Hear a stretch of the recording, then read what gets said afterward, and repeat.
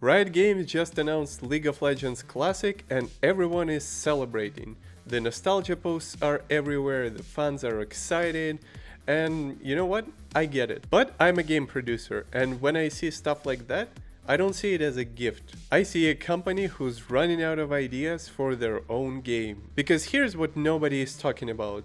Riot Games built League of Legends Classic not because they loved you. They built it because their live game has problems that they can't solve, and they're hoping you don't notice. And honestly, Riot Games is not alone. Today we're seeing the exact pattern play out at Xbox and ID Software. And by the end of this video, you're going to see exactly why the biggest gaming companies are making the same move at the same time. So, League of Legends Classic. It's been a while since Riot Games did anything new, and now they've decided to do what Blizzard did, launch a version of the game from years ago. This separate experience was announced a few weeks ago, but now we're finally getting some details.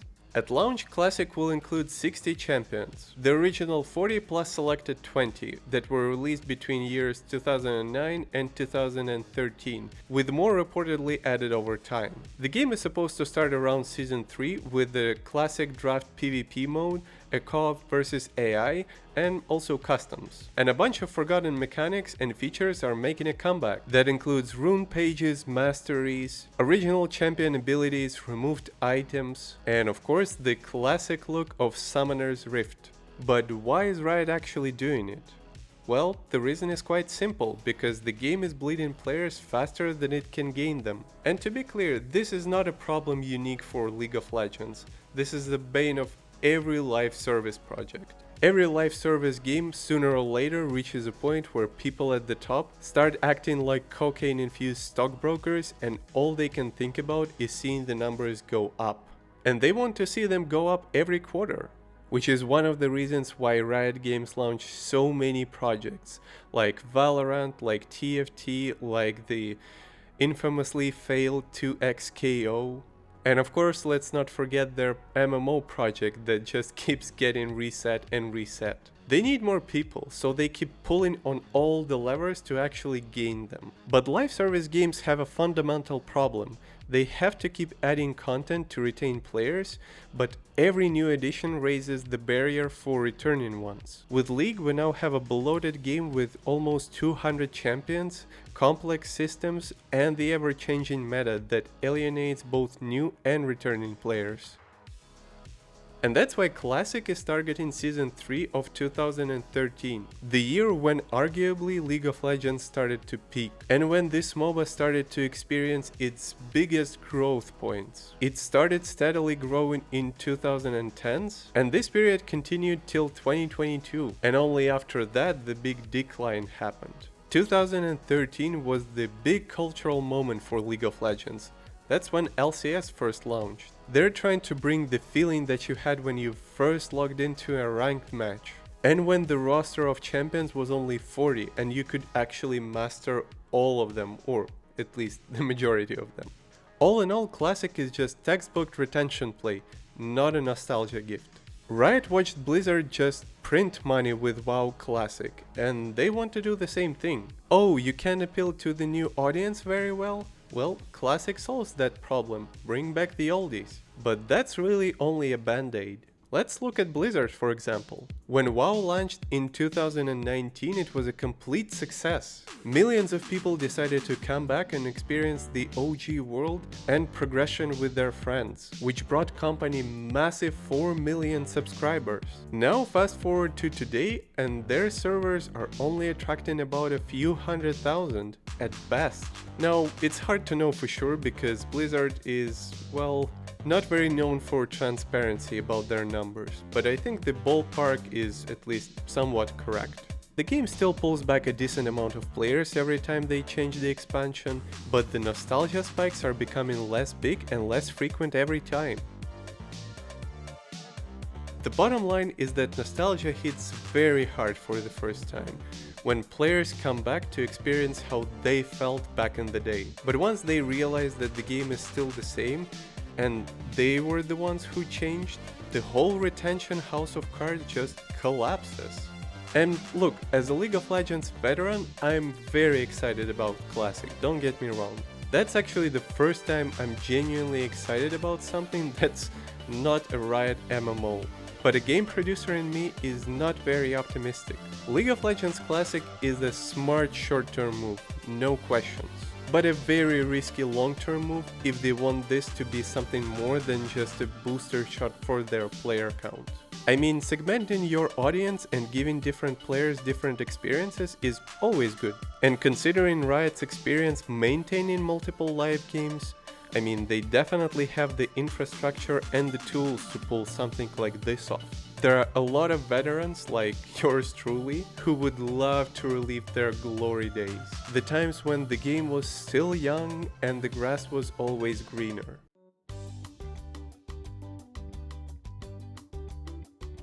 But here's the thing, they're banking entirely on nostalgia, and nostalgia alone is a very fragile strategy, because while games like WoW can rely on long-term social factors like guilds, raids, leveling investment and character progression, League of Legends is a game of just rinse and repeat. The content can be consumed very fast and criticized just as quickly, which is probably why Riot Games also decided to launch a community initiative called the Council, where players vote on what champions to add, which mechanics to bring back and rework, and how to shape the experience long term. They know the nostalgia window is short, so they're trying to extend it with the council. And from a producer perspective, this is a tell. You don't build a community governance structure around a project that you're confident in. You build it when you're not sure the project can stand on its own. So, Riot is retreating to 2013 because their live service games cannot solve their growth problems. But here's the thing, Riot Games is not alone. While everybody was celebrating League of Legends Classic, something was happening at Xbox that tells exactly the same story. Except this time the retreat comes with a cancellation attached. Even though Halo is one of the few flagship franchises at Xbox, it looks like even this one is not immune to the big reset the company went through, as a big multiplayer project codenamed Eker has been cancelled. Rebs Gaming initially broke the rumor, but it was since corroborated by outlets like Windows Central. The project was led by Certain Affinity, the studio that was previously working on a Battle Royale mode for Halo Infinite, the project that was ultimately cancelled as well. After this cancellation, Project Eker was born to explore what Halo could look like built in Unreal Engine 5. Now, reports are slightly conflicted at this point. No one seems to know for sure what the game actually was. Some say it had extraction elements, others say that it was a completely new experience, but regardless, it's dead now. And I find it genuinely strange.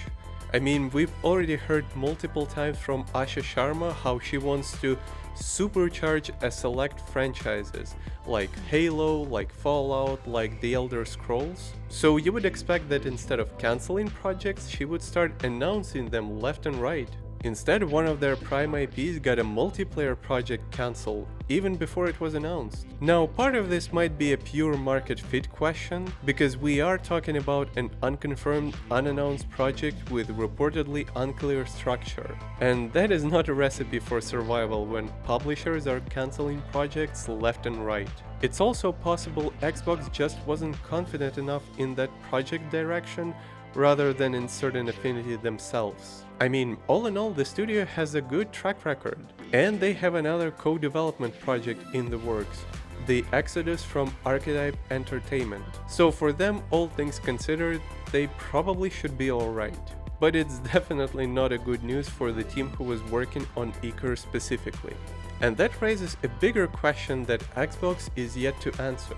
How exactly are they going to take a franchise as big as Halo and make it even bigger without taking any risks? Because right now it feels like every experiment that doesn't have a foolproof execution model is going to get cancelled. And honestly, a Halo multiplayer game in Unreal Engine 5? That's exactly the kind of experiment that should be happening right now. So, Xbox cancelled the experiment and returns to the safe bet. And then there is ID Software, where the situation is almost identical, except instead of cancelling something new, they're making something old. Again. Despite everything that the company has been through, it looks like the reports of their demise were greatly exaggerated. because the studio is apparently already hard at work. According to Tom Warren from The Verge, despite the layoffs that cut ID Software by roughly 50%, the studio is already in the early stages of a new Doom project. Of course, there is no details and no confirmation from either Xbox or ID Software at this point. But the studio has been reassuring people that it's still alive, and in fact, their current size is roughly the same as it was when they launched Doom in 2016. And since the team was already thinking about what comes next, assigning them a new project right out of the gate is a very obvious move. But here is the question I keep sitting with as a producer. Can a studio half its size still make something that satisfies modern audience? Because I mean, it's not 2016 anymore. The Doom remake hit as hard as it did just because it brought something fresh at the right time. But everybody has already played all the Dooms. The next one needs some genuine innovation in combat, story, visuals, mechanics, not just more of the same but louder. And the recent experiments required a 50% scale up just to get there. So there is real uncertainty about how their next game is going to go. Especially if you factor in stuff that nobody talks about, like optimization, like QA, certification across multiple platforms, localization, and a bunch of other things. All of that takes time and people, and right now they have fewer of both. So honestly, here's my read as a producer. Their next project is either going to be noticeably smaller than Doom: The Dark Ages, or it will take significantly longer to ship. There is no third option. At least not at a current scale. For me, what it really looks like is a corporate experiment. Fire a large portion of the team and see if a specialist studio can still produce viable results with a skeleton crew. And with a franchise that has this much expectation around it, that is a significant gamble. So we have Riot retreating back to 2013, Xbox cancelling their experiment and going quiet, and ID Software making the same game again with half the people. And there is one more studio that's quietly sitting in the background. One that didn't choose its safe bet, but the choice was made for them. The guys who did South of Midnight are trying to navigate the fallout after leaving Xbox. And just as I suspected, they're now looking for collaborators and partners. According to their recent LinkedIn post after going independent again, Compulsion is inviting other studios and publishers to collaborate, either as a co-development or as a support studio. And they're pulling out all the stops. Their award-winning South of Midnight, their creative talent, and their ability to build unique IPs. And the fact that they're putting out all of this publicly tells you one important thing. Their financial runway is getting short. Now, it's hard to know the exact numbers because the game is tied so closely to Game Pass and neither Compulsion nor Xbox has shared any sales data since launch. But despite genuine critical acclaim, the commercial picture isn't great. I mean, even if we take a look at Steam numbers specifically, the player count is almost non-existent.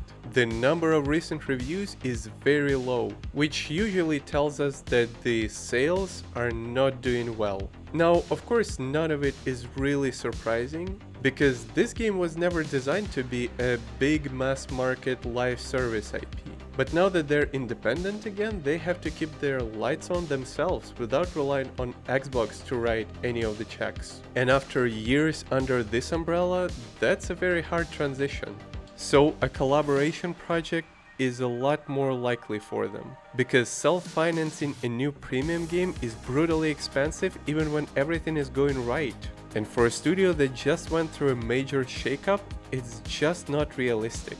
So Compulsion is doing the only smart thing possible, positioning themselves as a highly experienced studio for hire. And who knows, maybe in a few years it will give them enough financial runway to start thinking about an internal project.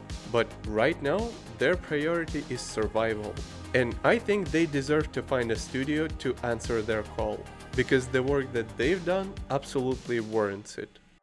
So, let's connect all the dots because I don't think any of this is a coincidence. Riot builds League of Legends Classic because their live game cannot grow the way it used to. Xbox cancels their experimental Halo multiplayer project because apparently it didn't have a foolproof operational model.